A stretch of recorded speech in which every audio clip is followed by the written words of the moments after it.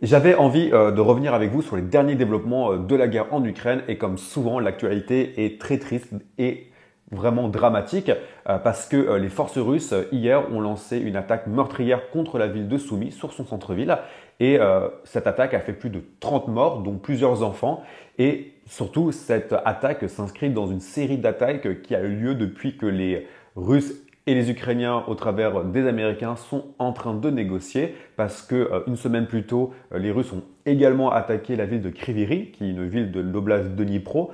et ont attaqué un jardin d'enfants et tué lors de cette attaque.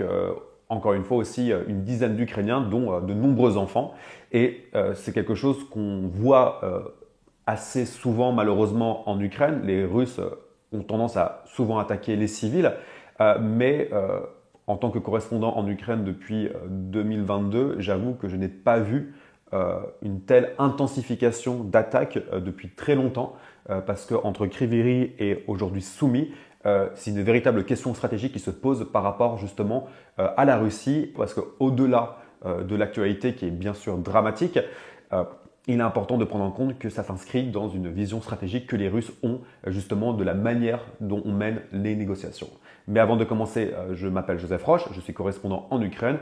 et sur cette chaîne, on parle bien sûr d'Ukraine, mais aussi de relations internationales et de géopolitique. Donc si ça vous intéresse, je vous invite bien sûr à vous abonner. Donc, pour remettre un peu dans le contexte de l'actualité, ce dimanche, c'était le dimanche des Rameaux, qui est une fête sainte chrétienne très importante, en particulier dans les pays orthodoxes ou dans les pays qui sont, on va dire, de rite byzantin, parce qu'une partie de l'Ukraine est grecque catholique, mais on va dire que ce sont un peu des catholiques de rite byzantin, et donc la Pâque et le dimanche des Rameaux, qui est une fête qui précède la Pâque de 7 jours, est une fête très importante où les gens se rendent à l'église, croyants ou non croyants, ça fait partie de la tradition. On achète des rameaux qu'on fait bénir par le prêtre et on va à l'église. C'est aussi bien sûr une fête qui est très courante en Russie, qui est très importante en Russie. Et lors de cette fête, les Russes ont décidé d'attaquer de manière massive le centre-ville de Soumy, donc une ville de l'est de l'Ukraine qui est située à une vingtaine, trentaine de kilomètres de la frontière russe. Et surtout, j'ai été plusieurs fois à Soumy, c'est une petite ville et le centre-ville n'est pas très imposant, n'est pas très grand, ce n'est pas une ville comme par exemple Kharkiv qui est beaucoup plus étendue, une ville comme Kiev qui est beaucoup plus étendue également. Non, Soumy est une petite ville et surtout les Russes ont attaqué avec des bombes à sous-munitions. Et d'ailleurs, c'est aussi le type de bombe qu'ils ont utilisé contre le jardin d'enfants à Kryvyi. Donc il n'y avait pas de volonté d'attaquer de manière ciblée quelque chose, par exemple un dépôt de munitions qui pourrait se trouver dans la ville par exemple. Non, là il y avait vraiment une démarche sciente de faire un maximum de blessés parce que comme vous pouvez le voir sur cette photo, les bombes à sous-munitions sont des bombes dans lesquelles on retrouve plein de petites billes en métal qui sont propulsées lors de l'impact, enfin avant l'impact, et c'est en général utilisé pour rayer par exemple des aérodromes militaires, pour rayer des hangars, etc. Et surtout, c'est une bombe, indépendamment du fait que c'est complètement interdit par la loi de la guerre de utiliser ce genre de bombe sur des zones civiles. Ce sont des bombes qui sont utilisées pour faire un maximum de dégâts et malheureusement ça n'a pas raté étant donné que le bilan qui nous revient de Soumy est quand même dramatique. Donc il est important d'ancrer cette news sur une volonté russe de faire un maximum de blessés et de morts bien évidemment. Du coup la question qui se pose maintenant c'est pourquoi est-ce que les Russes sont-ils à ce point en train de monter en puissance et surtout pourquoi est-ce qu'ils attaquent de manière aussi violente les populations civiles ukrainiennes. Et en fait il faut le comprendre dans la logique presque soviétique que les Russes ont des négociations avec cette volonté de monter en pression, monter en cadence pour imposer un tempo à leur adversaire lors des négociations. C'est quelque chose qu'on a vu notamment par exemple lors de la prise de Berlin par les soviétiques. Il y avait des négociations entre les alliés et les soviétiques et Staline voulait absolument prendre une partie de Berlin. Les alliés étaient plutôt contre que les soviétiques prennent une partie de Berlin ou prennent Berlin tout court et des négociations ont commencé à avoir lieu à Reims notamment et les alliés de leur côté ont arrêté d'envoyer leur armée en pleine full speed, tandis que Staline a dit au contraire on y va à fond, ils ont perdu 80 000 hommes, c'est Zhukov qui a mené l'offensive et ce qu'a dit Staline, c'est de dire que ce sont les armées qui décident de la diplomatie et non la diplomatie qui décide des armées, à savoir si on impose un état de fait à son adversaire, son allié, etc., eh bien, on est en position pour négocier. Et du coup, il y a vraiment cette volonté de monter en pleine cadence pour imposer grosso modo son agenda lors des négociations. C'est aussi exactement ce qu'on a vu en 2015 lors des accords de Minsk 1, Minsk 2, parce que les Russes notamment ont mené une offensive très violente dans la poche de Debaltseve, une ville du Donbass, et les Russes ont mené cette offensive assez brutale et violente. On a même des rumeurs où Poutine était en négociation avec Hollande et Merkel à l'époque, et était au téléphone avec son état-major en disant voilà, vous avez intérêt de négocier à mes conditions maintenant parce qu'en fait moi j'ai l'armée ukrainienne encerclée dans la poche de Debaltseve. Si on n'arrive pas à un accord très rapidement sur mes termes à moi, eh bien j'envoie mon armée et je massacre la poche ukrainienne. Donc ça, c'est un peu vraiment la première raison qui peut expliquer la montée en puissance et l'intensification des attaques russes sur l'Ukraine, et en particulier contre ces populations civiles. La deuxième raison, elle est aussi liée au fait que les Russes ont commencé une offensive dans l'oblast de Soumy. Il y a des disputes autour de la frontière sur certaines localités, et lorsque la Russie lance ses offensives, la Russie a tendance à faire des attaques assez violentes contre les villes qui soutiennent la logistique, grosso modo, de l'armée ukrainienne. Dans ce cas-là, Soumy, par exemple, si on reprend typiquement l'offensive russe de 2024 contre Kharkiv lors de l'été, contre l'oblast de Kharkiv, notamment Vovchansk et Lipsy, il y a eu une préparation en amont d'attaques assez violentes contre les villes ukrainiennes, contre la ville de Kharkiv. Ça, c'est lié à plusieurs raisons. La première raison, c'est de démoraliser au maximum les populations ukrainiennes, les forcer ensuite à partir, parce que si elles partent, elles ne pourront pas grossir en cas d'attaque de la ville, les brigades territoriales, comme ce fut le cas par exemple lors de la bataille de Kiev, et aussi bien sûr, on va dire, désorganiser la logistique ukrainienne, désorganiser la ligne de front, et de trouver des brèches et de rentrer au maximum dans ces brèches. Et la troisième raison qui peut expliquer aussi l'intensification de ces attaques est aussi liée au fait que les Ukrainiens n'ont pas forcément autant de systèmes antiaériens qu'ils avaient à l'époque, notamment de missiles Patriot, parce qu'il est important de préciser, je pense que j'ai oublié de le dire au début de la vidéo, ce qui a été envoyé contre Soumy, c'était des Iskander, donc des missiles balistiques, qui peuvent être interceptés par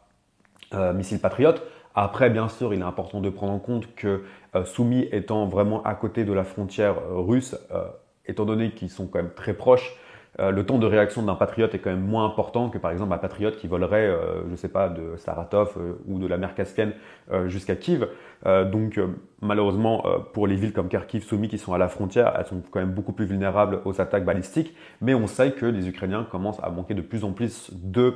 missiles Patriot, étant donné que les missiles Patriot sont avant tout des missiles américains, et que je sache, il n'y a pas eu de livraison ou de nouveaux paquets d'aide qui ont été donnés aux Ukrainiens, indépendamment de ceux qui avaient été votés sous Joe Biden par le Congrès. Après, bien sûr, il y a les Samte Mamba, qui sont des systèmes de défense antiaérien franco-italiens, mais pour l'instant, bien sûr, ce qui est utilisé principalement, ce sont des missiles Patriot. Donc voilà, ce que je veux dire par là, c'est qu'il y a une stratégie d'attrition de l'Ukraine et du système de défense anti-aérien ukrainien. Et voilà, la stratégie à long terme des Russes, c'est que l'Ukraine se retrouve sans système de défense anti-aérien et qu'elle puisse commencer de manière assez violente, de manière assez prononcée, commencer notamment avec son aviation, étant donné que les systèmes de défense anti-aérien protègent également contre l'aviation russe, commencer à rentrer plus en avant dans le territoire ukrainien et commencer à imposer un tempo sur la ligne de front. Donc tout ça explique un peu les stratégies russes et la cadence. Et c'est pour ça qu'on voit actuellement une montée en puissance quand même de la Russie sur le territoire ukrainien. Maintenant, la question qu'on peut se poser, c'est quelle réaction, quelles conséquences? Parce que, alors bien sûr, on s'y attendait, tous les leaders européens, de Macron à Starmer, en passant par le futur chancelier allemand, Friedrich Merz, ont condamné bien évidemment l'attaque russe sur l'Ukraine. Mais on a vu, et c'est la première fois depuis la prise de pouvoir par Donald Trump, des leaders du parti républicain vraiment montés au créneau. Par exemple, lors de l'attaque de Kryvyi Rih, qui a eu lieu seulement il y a une semaine, les Américains ont été très frileux à condamner la Russie parce qu'il y avait un peu cette logique de Trump de dire on va pas insulter Poutine, etc. Mais là, on a vu, alors d'abord Keith Kellogg, l'envoyé spécial pour l'Ukraine, qui a dit que la Russie a complètement dépassé les bornes et a franchi les lignes. On a aussi Marco Rubio, le secrétaire d'État américain, qui a condamné la Russie pour son attaque. Alors les deux hommes, bien évidemment, ont dit c'est pour ça que Donald Trump œuvre pour la paix, nanani, nanana. Mais bon, ça c'est bien sûr de la rhétorique politique, ils n'ont pas trop le choix, ils doivent le dire.